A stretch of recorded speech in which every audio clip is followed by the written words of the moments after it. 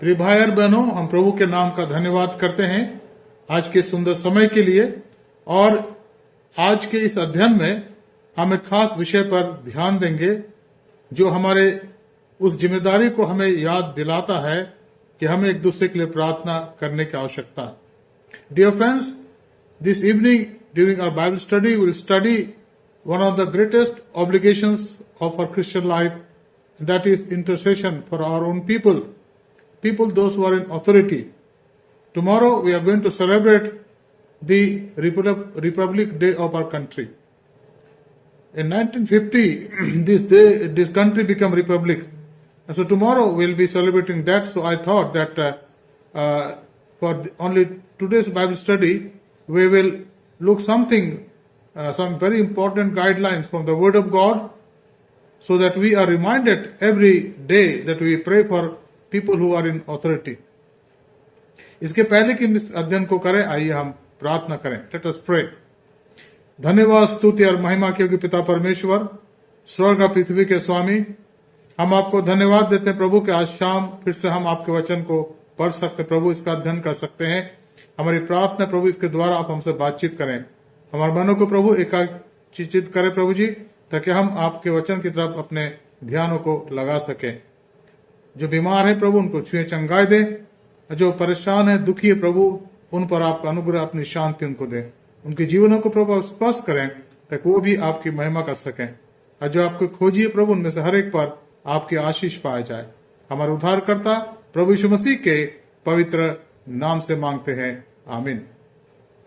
Dear friends, our regular Bible study, nowadays we are talking from the book of Hebrews, and we are studying from the book of Hebrews. But just for today, I like to emphasize something that is very important, which talks about our obligation to pray for our people, especially those who are in the authority and whole country. And we look towards this very important topic, and we'll see certain very important matters which is found in 1 Timothy chapter 2 verses 1 to 6. हम देखेंगे आज के इस पाठ के लिए हम पढ़ेंगे पहला कुरिन्थी उसका दूसरा अध्याय 1 से 6। अब मेरी आशा है कि हम इन बातों को समझेंगे और इस पर गौर करेंगे। Dear friends, we are going through a very hard time nowadays. हम बहुत ही कठिन समय में निकल, लेकिन प्रभु हमारे साथ साथ है, इसलिए हम चाहते कि हम उसकी महिमा अपने जीवन के द्वारा कर सकें। कठिन समय है, कठिन परिस्थितियां हैं और बहुत सी बातें कलीसिया के लिए है, हमारे सामने चुनौतियां हैं, सताव है, लेकिन प्रभु हमारे साथ है, इसलिए हम उसका धन्यवाद करते हैं। हम पढ़ेंगे प्रभु के वचन में, जैसे मैंने कहा अभी, पहला तिमुथियुस उसका दूसरा अध्याय पहले पद से। यहां लिखा है, अब मैं सबसे पहले ही आग्रह करता हूं कि विनती और प्रार्थना और निवेदन और धन्यवाद सब मनुष्यों के लिए किए जाएं, राजाओं के लिए और सब ऊंचे पद वालों के निमित्त, इसलिए कि हम विश्राम और चैन के साथ सारी भक्ति और गंभीरता के साथ जीवन बिताएं। यह हमारे उद्धारकर्ता परमेश्वर की इच्छा को अच्छा लगता है और भाता भी है, जो ये चाहता कि सब मनुष्यों का उद्धार हो और वे सत्य को भली भांति पहचान ले, क्योंकि परमेश्वर एक ही है और परमेश्वर और मनुष्य के बीच में एक ही बिचवाई है, अर्थात मसीह यीशु जो मनुष्य है, जिसने अपने आप को सबके छुटकारे के दाम में दे दिया और अपनी गवाही ठीक समय पर दी गई, उसकी गवाही ठीक समय पर दी गई।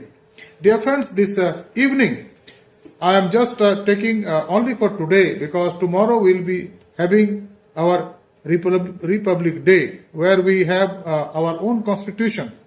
In a country, in 1950, the newly accepted, approved constitution was announced, and now we are governed by that constitution.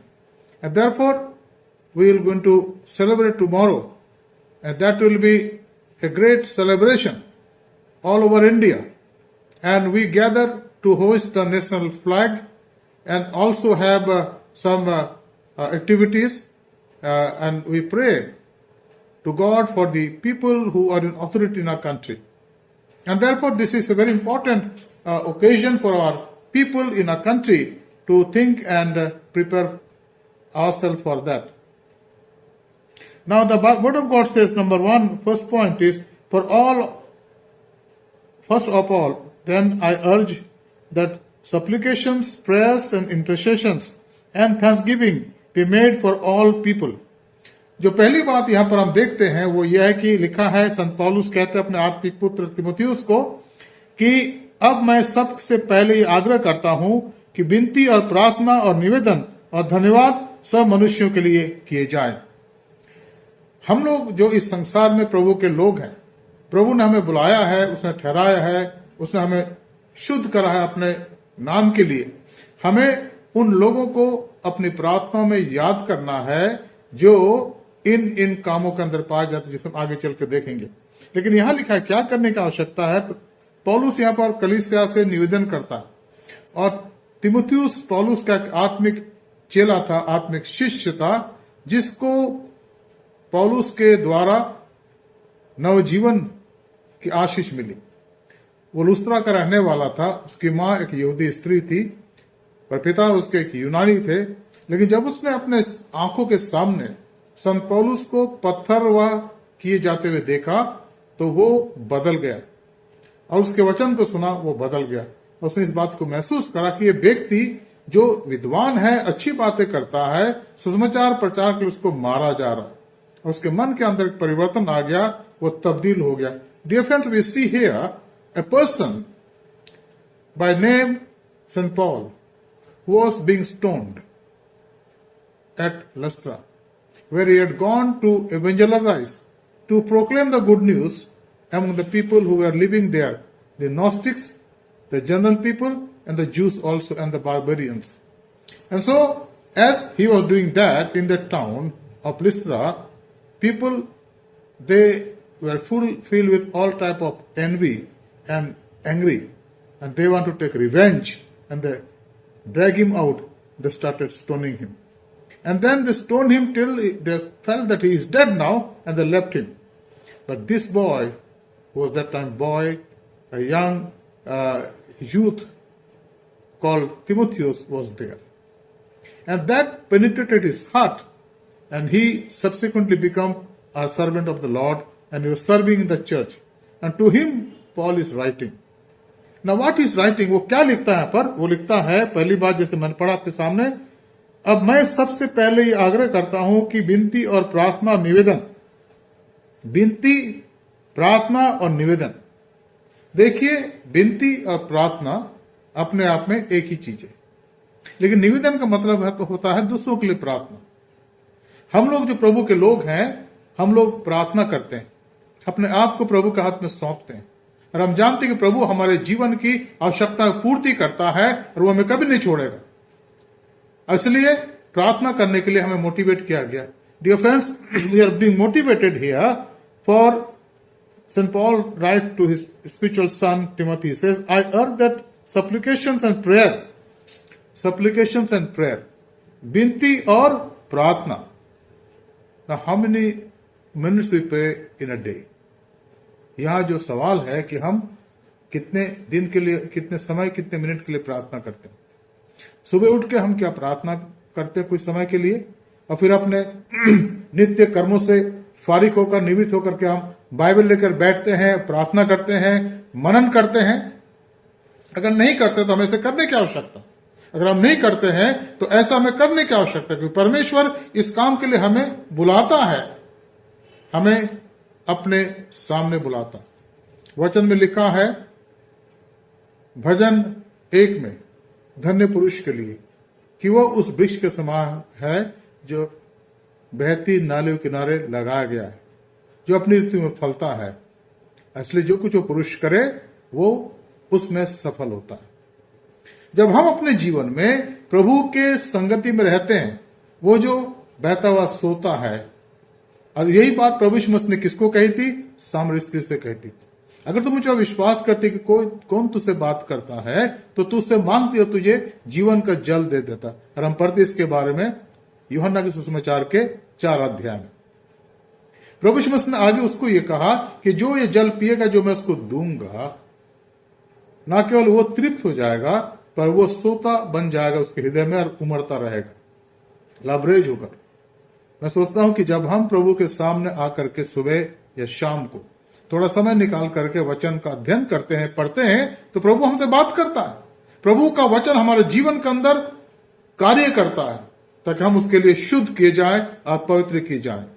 मित्रों, ये बहुत महत्वपूर्ण और बिल्कुल सीधी सादी बात है कि हमें निरंतर प्रभु की संगति में रहना है। प्रार्थना का मतलब है प्रभु के साथ हमारा संबंध, प्रभु की संगति में बने रहना। In spiritually we say, when we say that I am in prayerful attitude, I pray, that means I am in tune with Christ, because He is my high priest. He is my Lord and Savior. In His name, I am praying here. So this is very important. And then it is written here, intercessions. Parhit Nivedan. Nowadays we are going through a very tough time in our country, where there's a joblessness, where there is uncertainty for the future, and moreover, where there's a problem for our kids and the youth and the children, their studies being hampered badly. And they say we are having online classes. See, online classes are good, dear friends, but how much our children they understand, we understand. And therefore, it is a tremendous challenge for us to pray for them, so that tomorrow when the situation becomes normal, children continue to study and grow for their future. So supplication has to be there. We need to be having prayer for the people who are in need, intercessions. And not only that, but later on we read in this chapter, as we've already read, that we need to pray for our people who are in the authority. How many times we pray for them, dear friends? Many times we will be talking about various projects and plans in our country which are not achieved, not followed properly. But how many times we pray for them? Because there are also human beings like us. वो भी हमारे समान मनुष्य प्राणी है, इसलिए हमें उनके लिए प्रार्थना करने की आवश्यकता है। और इसके बारे में आगे हम पढ़ेंगे। फिर लिखा है कि हम धन्यवाद दें। We need to praise God. In our prayer, time of prayer and supplication and intercessions, we need to also give thanks. Give thanks to God for everything He has done.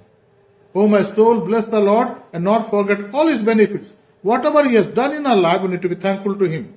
उसने जो कुछ हमारे लिए करा है उसके लिए हमें उसके सामने धन्यवादित रहने की आवश्यकता मित्र। See, to become thankful is to become positive in our lives. We have many crises, many problems, and many type of accusations that people bring against our life, in our family, in our society, everywhere. And when you live in this world, it is there, that it is there to happen, take place. But in that situation, what will make us victorious? To be thankful to God. If there is anything, we need to repent. But if there is everything is good in my life personally, my relation with God is okay, then I have to be thankful for everything. Because thankfulness is becoming positive, and it is a positive living, sign of positive living. जब हम धन्यवाद देते परमेश्वर का मित्रों, तो हम सकारात्मक बन जाते हैं और उसकी स्तुति, उसकी बड़ाई करते हैं। संत पौलुस अपनी पत्री, जो फिलिपियों की पत्री है, उसके 4 अध्याय के अंदर कहते हैं, उसके 4 पद आगे, कि हर बात में आनंदित रहो और तुम्हारी विनतियां, तुम्हारे धन्यवाद परमेश्वर के सामने उपस्थित किए जाएं। विनतियां धन्यवाद के साथ उपस्थित की जाएं। What St. Paul says, let your prayers and supplications be offered unto God with thanksgiving. In Philippians chapter 4 onward. क्या मतलब है इसका? कि हमें निरंतर इस प्रार्थना के मूड में रहने की आवश्यकता है, प्रार्थना की अवस्था में रहने की आवश्यकता है। जीवन में बहुत सी कठिनाइयां, बहुत सी परेशानियां मित्रों, और हम जीवन में बहुत बार प्रभु से अलग हो जाते हैं, दूर हो जाते हैं। क्यों? क्योंकि हम नेगेटिव हो जाते हैं, हम नकारात्मक हो जाते हैं। We visualize things which doesn't exist sometime. We think certain thing which doesn't exist even. We become apprehensive for the thing which have not taken place. And therefore, as a Christian, as a believer of Jesus Christ, if my sins are forgiven, if He has accepted me as His child, His son or daughter, I need to be thankful for everything that He has given to me. And this is we need to do in our life every day. Am I doing that? क्या मैं ये कर रहा हूं? क्या हर बात के लिए उसका धन्यवाद कर रहा हूं? जीवन के हर क्षण के लिए, हर परिस्थिति के लिए? अगर मेरी संगति प्रभु के साथ ठीक है, चाहे उसको लोग समझे या ना समझे।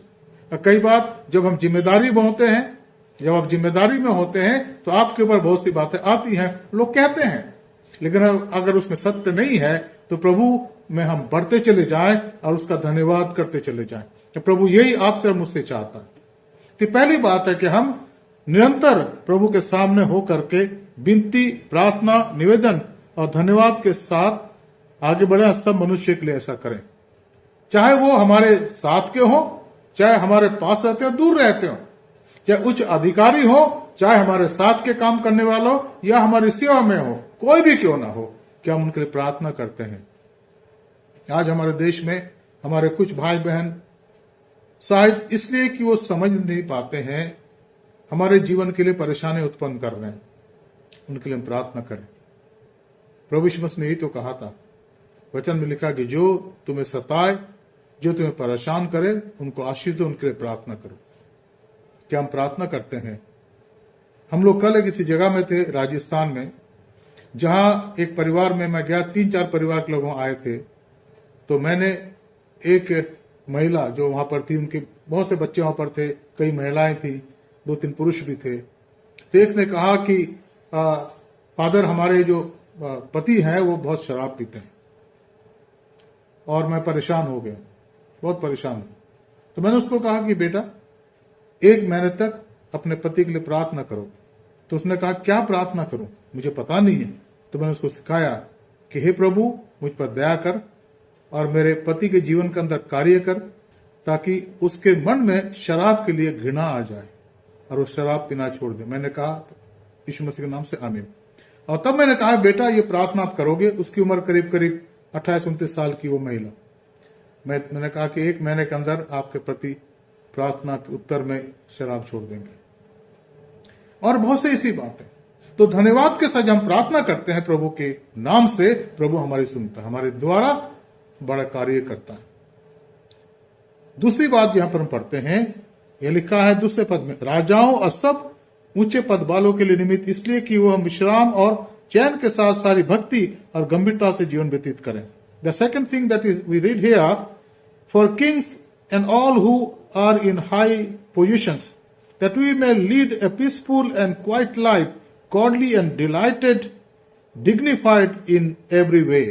यह लिखा है कि हमें प्रार्थना किनके लिए करनी है। अब यहां पर मार्गदर्शन दे रहे संत पौलुस अपने आत्मिक बेटे तीमुथियुस को, कहते कि तमाम उन लोगों के लिए प्रार्थना करो जो ऊंचे पद में विभूषित हैं हमारे देश में।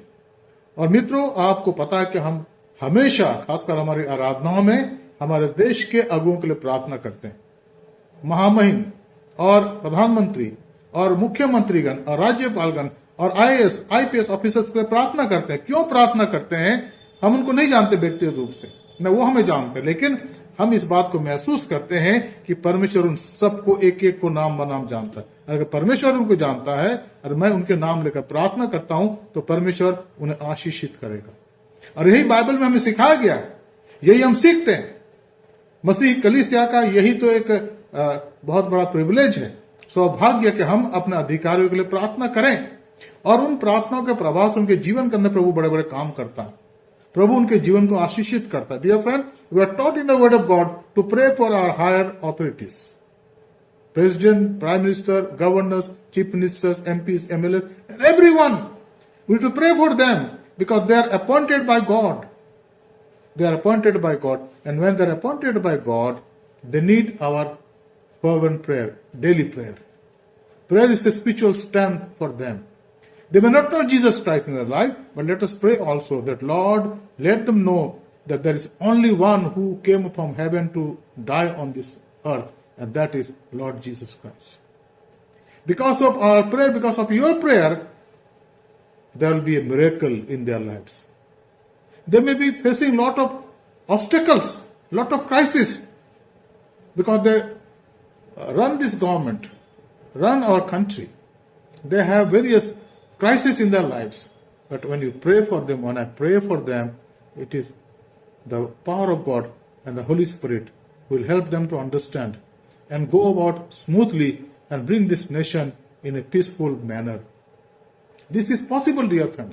ये संभव है मित्रों, अगर हम आज इस प्रकार का करने लग जाए। तो यहां लिखा है, राजाओं और सब ऊंचे पद वालों के निमित्त इसलिए कि हम विश्राम और चैन के साथ सारी भक्ति और गंभीरता से जीवन व्यतीत करें।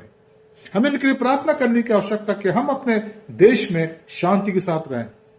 अगर आज अशांति है, अगर आज हमारे देश में कुछ कठिनाइयां हैं, अगर आज हम बेरोजगारी को देखते हैं और समस्याओं को देखते हैं, तो उनके लिए प्रार्थना करें जिनके हाथों में अधिकार है कि इनको वो चला सके।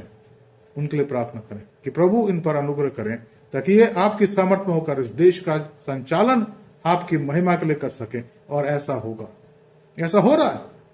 बड़े बड़े देशों में प्रार्थना करी गई है इतिहास के अंदर।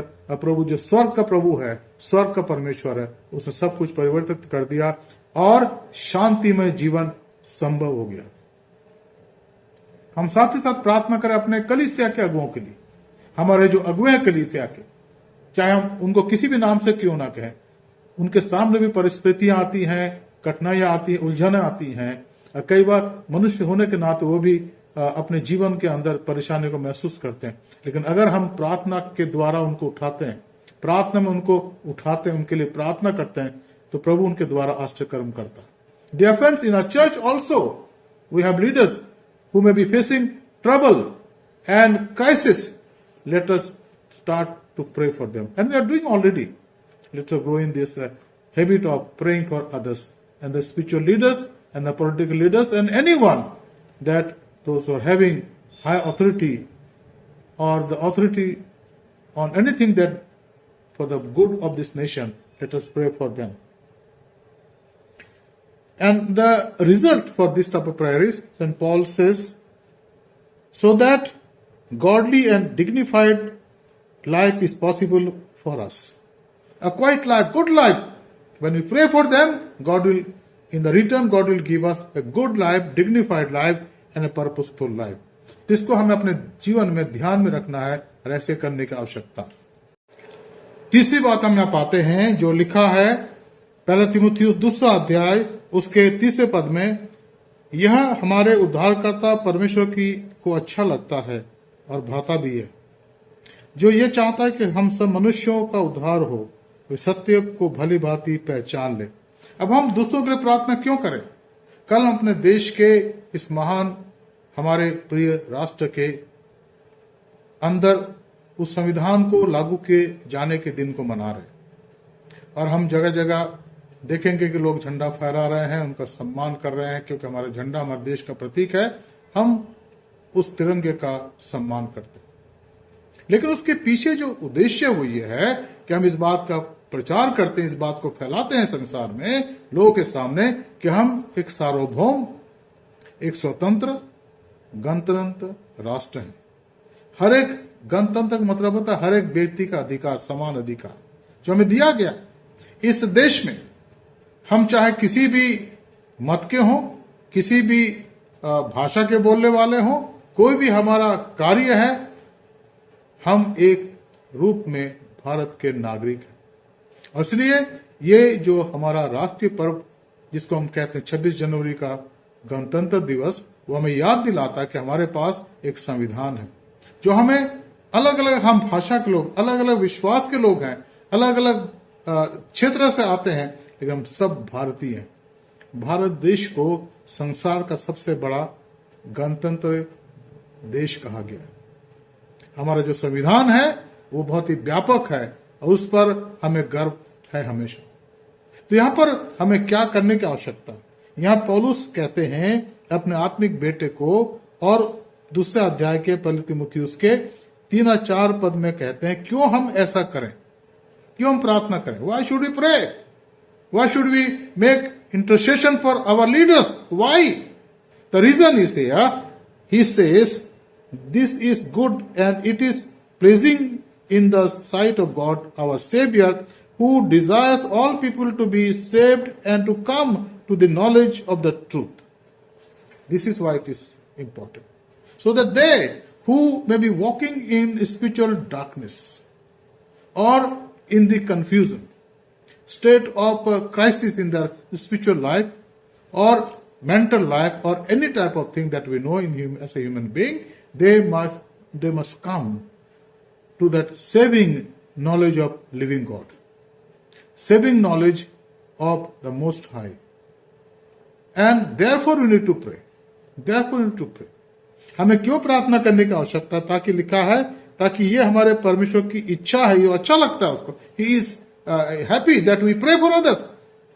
मित्रों, जब हम प्रार्थना दूसरों के करते हैं ना, तो आप ये मत सोचे कि यार कोई नहीं देख रहा. ठीक है, ना देखे कोई फर्क नहीं पड़ता, लेकिन वो जो ना तो सोता ना ऊँगता है, वो आपको देखता है. उसके सामने आपकी प्रार्थनाएं हमेशा स्थिर रहती हैं. बाइबल में लिखा है कि वो हमारे आंसुओं को जो बहाते हैं ना आंख से, कुप्पी में रखता है. तो हम नहीं जानते कितनी कुप्पियां, यहाँ पर लाखों अरबों कुप्पियां, हम नहीं जानते, लेकिन बाइबल में लिखा तो मानते हैं, जानते, विश्वास करते हैं कि वो हमारे आंसुओं के एक बूंद की कदर करता है, हमारे विनती की कदर करता है. क्यों कदर करता है? क्यों प्रार्थना करने की आवश्यकता? क्यों लिखा है? ताकि ये उसकी इच्छा के अनुसार अच्छा लगता है, ताकि हर एक व्यक्ति का उद्धार हो और वे सत्य को भली भांति पहचान ले. सत्य को पहचान. अब सत्य कौन है? सत्य कोई तथ्य है? सत्य कोई सिद्धांत है? सत्य कोई युक्ति है? सत्य कोई मंत्र है? सत्य कोई भेद है? सत्य क्या है? सत्य क्या है? बाइबल में एक पद है नए नियम में, इसको हम याद करते हैं और आप याद करते हैं. वो है यूहन्ना के सुसमाचार, उसका 14 अध्याय 6 पद है. We read a verse in the Bible, in the New Testament, the Gospel of St. John, and chapter 14 verse 6 says, यीशु ने कहा, मैं ही मार्ग हूं, मैं सत्य, मैं जीवन हूं. Jesus is the truth and the way and life. He is the truth. वो सत्य है, लेकिन वो कहते हैं मैं ही मार्ग हूं, मैं सत्य हूं और मैं जीवन हूं. जब हम यीशु मसीह के साथ चलते हैं, उसमें विश्वास करके चलते हैं, तो सत्य को जानने लगते हैं, सत्य को आत्मसात करने लगते हैं, और फिर हम जीवन में प्रवेश कर जाते हैं. When we walk with the Lord with all sincere motive and heart, we are made free from our sins. हमारे पाप क्षमा हो जाते हैं और परमेश्वर के लिए हम आगे बढ़ते चले जाते हैं. ये मित्रों हमारे जीवन के लिए बहुत ही महत्वपूर्ण बात हमारे लिए प्रभु ने रखी है. कि आप ऐसा करते हैं, आपने जाना है, और अगर आप सत्य को जानते हैं और मार्ग में चल रहे हैं और जीवन आपका हो चुका है, तो अब हम उनके लिए प्रार्थना करते हैं जो इसको अपने जीवन में जाने. हम नहीं जानते वो प्रभु को जानते हैं पूरी तरीके से, नहीं जानते हैं, लेकिन हम ये चाहते हैं कि वो जाने. सुसमाचार का प्रचार इसलिए तो होता है, कोई दबाव नहीं है, कहीं पर कोई दबाव नहीं है. हम प्रार्थना करते प्रभु आपको जाने, आपको पहचाने, आप पर विश्वास करें, और जब हम ऐसे करके प्रार्थना करते तो प्रभु ऐसा कार्य करता है. हमारे पास जो सुसमाचार हमारे हाथों में प्रभु ने दिया है, ये सुनाने के लिए है, उस पर हमने विश्वास कर आप सुनाए उसको. सुसमाचार सुनाना, उसका प्रचार करना, यह अधिकार प्रभु ने हमें दिया है. इसलिए जब हम ऐसा करते हैं तो प्रभु की इच्छा पूरी करते हैं. और यही उद्देश्य है क्यों हम ऐसा करें, ताकि वो प्रभु को जाने, यीशु मसीह को पहचाने और उसे अपने जीवन का उद्धार करके ग्रहण करें. And this is the purpose why should we pray for others, specially those in high authority. चौथी बात यह है, पद 5 में लिखा है, क्योंकि परमेश्वर एक ही है और परमेश्वर और मनुष्य के बीच में एक ही बिछवाई, अर्थात मसीह जो यीशु जो मनुष्य है. Now why we need to pray, why people need to understand and believe in the only way that God has prepared, because the Bible say here, it's very important here, verse 5, for there is one God and there is one mediator between God and man, and the man Christ Jesus. प्रभु यीशु मसीह एकमात्र माध्यस्थ है, एकमात्र मार्ग है. जब हम उस पर विश्वास करके उस पर चलते हैं, उसमें चलते हैं, तो प्रभु हमारे जीवन के द्वारा कार्य करता. मित्रों, यही तो महत्वपूर्ण बात हमारे और आपके जीवन के लिए. अगर आपने प्रभु को पा लिया मित्रों, तो आपने सब कुछ पा लिया है. आपके जीवन की जो समस्याएं हैं, परेशानियां हैं, वो हल होती जाएंगी, चाहे कितनी भी विपरीत और बड़ी क्यों ना हो। वो आपको संभालेगा, वो आपको हमेशा संभालेगा। हम एक घटना को याद करते जिसका वर्णन बाइबल में पाया जाता है, निर्गमन की किताब के अंदर। जब इस्राएल जाति के लोग, अगर हम अलग अलग उसका अनुवाद पढ़ते हैं और कुछ के अनुसार, और हम सोचते भी हैं कि बहुत से लोग थे, क्योंकि 6 लाख तो प्यादे थे जो लड़ने वाले थे। तो विद्वान कहते हैं कुछ कि कम से कम 30 लाख लोग थे जो मिस्र से निकले थे। 30 लाख लोग, एक बहुत बड़ी भीड़। और जब निकले उस रात को परमेश्वर की कृपा से, मूसा की अगुवाई में, तो उनके सामने लाल समुद्र था। There was red sea before them. और जब उन्होंने पीछे देखा तो उन्हें क्या देखा? मिस्र की सेना उनका पीछा कर रही है, रथों में, घोड़ों में। और फिर उन्होंने दोनों तरफ देखा तो दोनों तरफ रेगिस्तान। अब कहां जाए? मित्रों, प्रभु के साथ जब हम चलते हैं तो कई बार ऐसे अवसर हमारे जीवन में आते हैं। We confront that same type of situation when you start walking with the Lord. You see in front of you is problem like Red Sea. Behind you, army like Pharaoh's army with the chariots and horses and all arms, and both sides there is desert. And what is desert? Helplessness. And this type of situation, when you go through in life, there is no help. And I think some of us have gone through this type of experiences. People may not understand you. God's people may not understand you.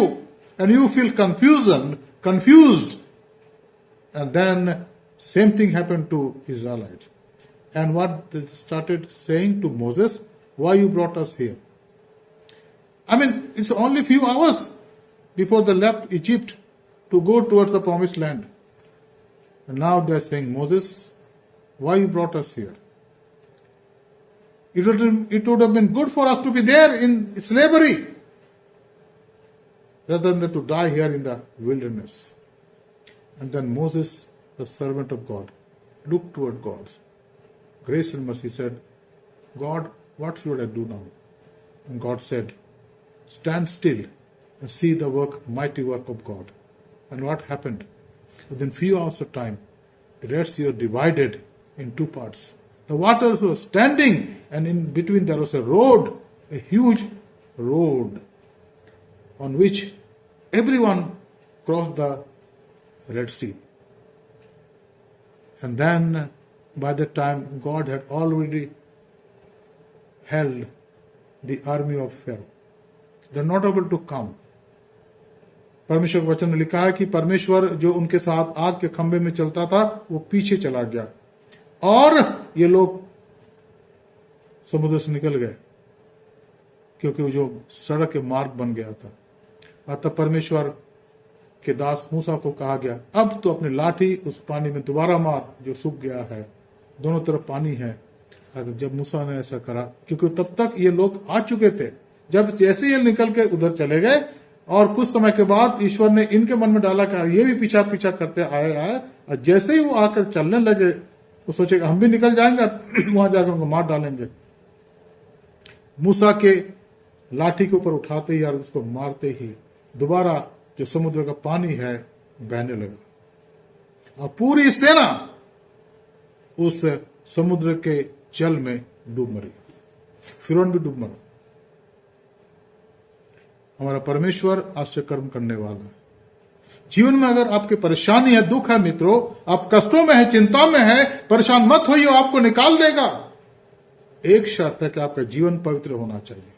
लोग चाहे कुछ भी कहें, लोग चाहे कुछ भी आरोप लगाएं, आपके घर में और परेशानी हो, तकलीफ हो, कठिनाई हो, लेकिन अगर आपका हृदय प्रभु के सामने सत्य है, पवित्र है, प्रभु आपको कभी नहीं छोड़ेगा। God is not going to leave you at any cost. इसलिए वचन में लिखा है भजन 46:10 में, चुप हो जाओ और जान लो कि मैं ही परमेश्वर हूं, मैं जातियों में महान हूं। Read In Psalm 46 verse 10, which is very important for me and all of us, be still and know that I am God. I am exalted among the nations. Dear friend, this is what? When you pray for these people, the purpose of God is that they may know there's only one mediator between God and human being, and that is Lord Jesus Christ, who not only give us salvation free of cost when we repent, but He is our Lord, our defender, our shield. He is there to help us. Therefore we need to pray. We pray, we have to make supplication for people. हमें प्रार्थना क्यों करनी, ताकि वो जाने, वे लोग जो बहुत अच्छे लोग हैं, हम उनका सम्मान हमेशा करते हैं, हम उन्हें इज्जत देते हैं, पर क्या आत्मिक रूप से उन्होंने उस सत्य को पहचान लिया है जो प्रभु यीशु मसीह के रूप में है? इसलिए हमें उनके लिए प्रार्थना करने की आवश्यकता। हम उनसे प्यार करते हैं, वो हमारे सम्मानीय लोग हैं, चाहे वो कोई भी क्यों ना हो, हम उनका आदर करते हैं। हम यही चाहते हैं कि उनके मन में प्रभु की ज्योति जलने लग जाए, प्रभु को पहचान ले, प्रभु को अपने जीवन में आत्मसात कर ले। और पांचवी बात जो यहां पर हम पाते हैं पद 6 में, जिसने अपने आप को सबके छुटकारे के दाम में दे दिया और उसकी गवाही ठीक समय पर दी गई। What is the fifth point? The meaning and the definition of Jesus Christ. Verse 6, who gave himself? Jesus Christ. He offered himself. See, in this land of India, nobody is against Lord Jesus Christ, because for them he is a sannyasi. He sacrificed his own self on the cross of Calvary. Now there are political reasons, and we don't want to discuss here. We place our people also in the name of Father, Son, and Holy Spirit. Now, here is the meaning. Why? Who is Jesus? Who is Jesus? He is the one who gave himself as expiation for our sins. जिसने अपने आप को सबके छुटकारे के लिए दाम में दे दिया. He was the price for all of our sins. We have sinned against God, and He became the price. He became sin for us. Bible में जो सिद्धांत, जो बात, जो सुसमाचार दिया गया है, उसको ध्यान से देखें. यीशु मसीह आपके और मेरे जीवन का छुटकारा है. He is the atonement for my sins. And when we pray for others, they accept Him in their lives and come to Him, acknowledging the Lordship of Jesus Christ.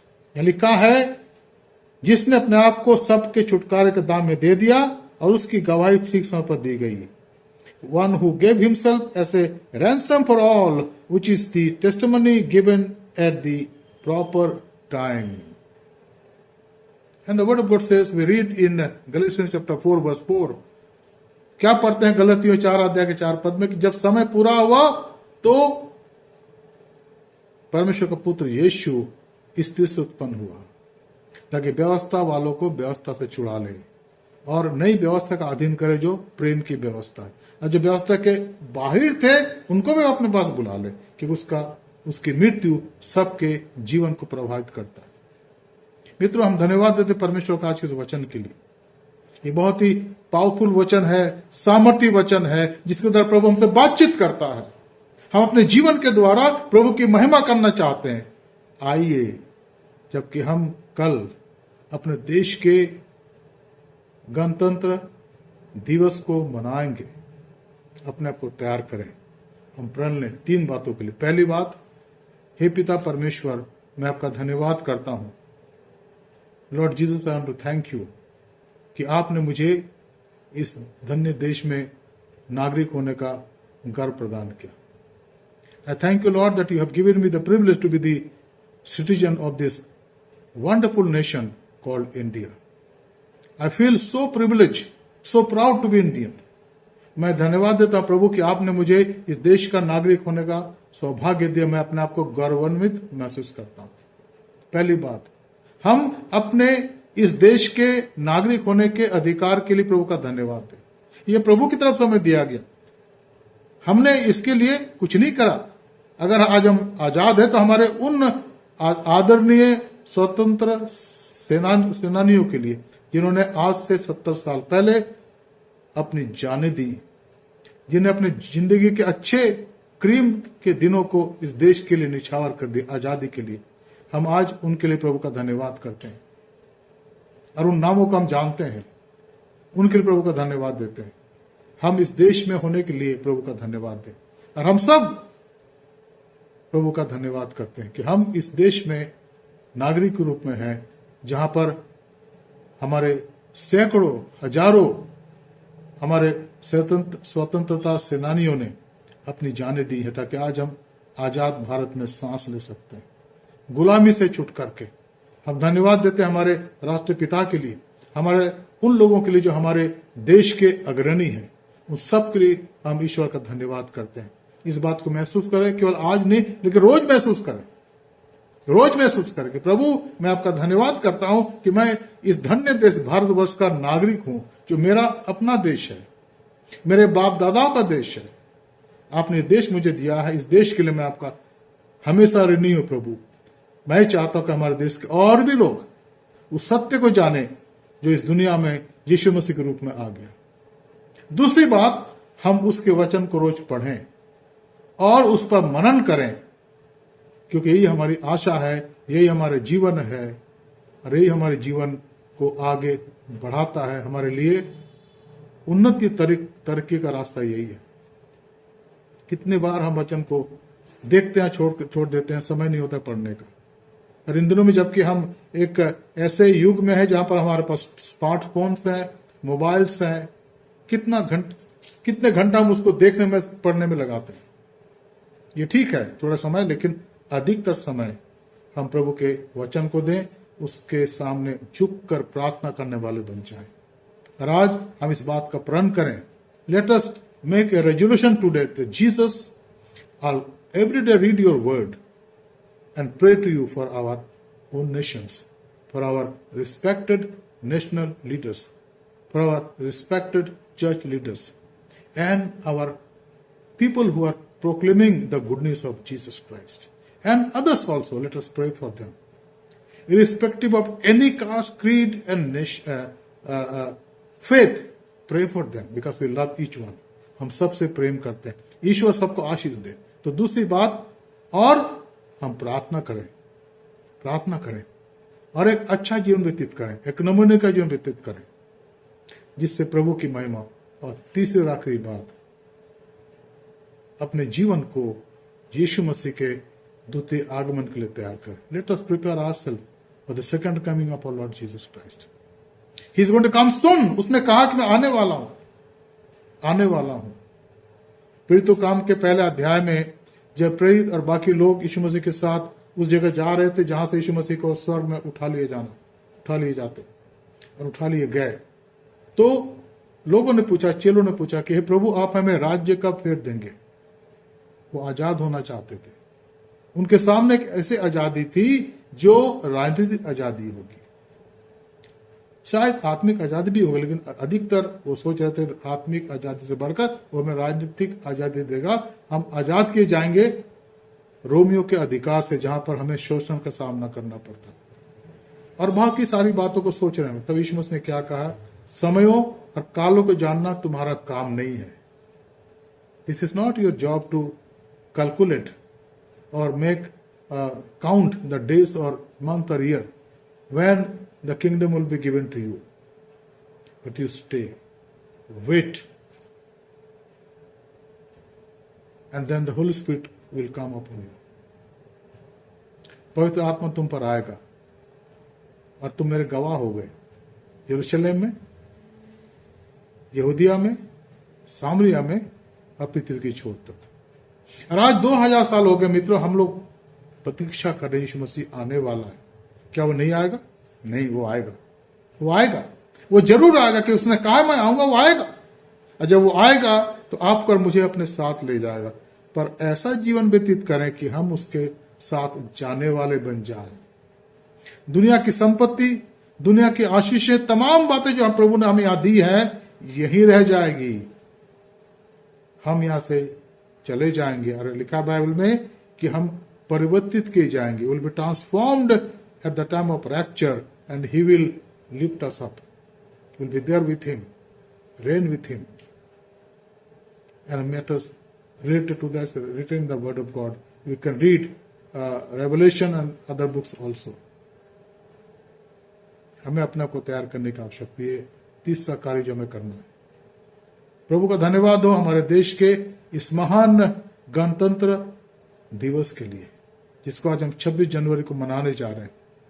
प्रभु करे कि हमारी तैयारी उसकी महिमा के लिए हो, हमारी तैयारी उसके राज्य के विस्तार के लिए हो, हमारी तैयारी प्रभु के राज्य को बढ़ाने के लिए हो, जो धार्मिकता का राज्य है, मेल मिलाप का राज्य है और पवित्र आत्मा में शांति का राज्य है।